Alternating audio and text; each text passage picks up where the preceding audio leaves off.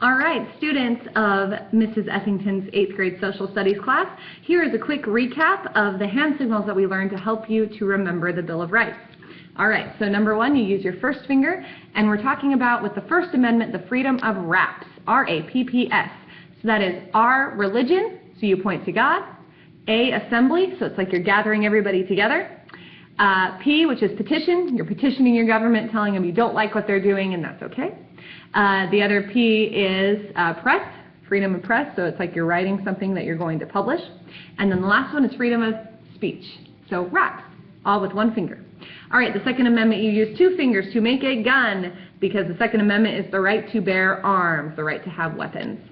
All right, the Third Amendment, you make three fingers, and it's the saying that the government cannot quarter soldiers and stay in your house without permission, so you make a quarter with this finger, and then you've got three soldiers right here that are trying to get into your house without your permission. All right, Fourth Amendment, that is no search and seizure without a warrant. And so this is like your four fingers, you fold them down, it's like you're knocking on the door saying, let me in, and then you say, do you have a warrant? Can't come in without a warrant. That's the Fourth Amendment.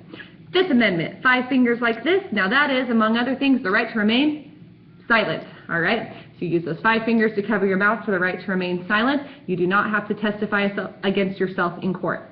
Sixth Amendment, six fingers, you point to your imaginary watch because you have a right to a speedy trial.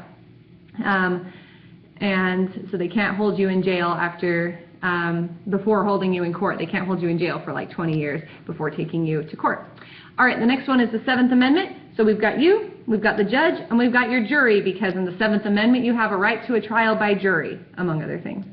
All right, the Eighth Amendment is we put your fists together like this to make an 8. Yeah, it's a bit of a stretch, but we'll go with it. So we're putting your hands together like an 8, like you're wringing someone's neck, because 8 is cruel and unusual punishment. You cannot be punished for a minor crime with a big punishment. All right, and then the Ninth Amendment, you hold up 9 fingers, and the Ninth Amendment says that you have other rights that may not be listed in the Constitution. So this is the extra right that's kind of been left out, but he's still important, and so that's the Ninth Amendment.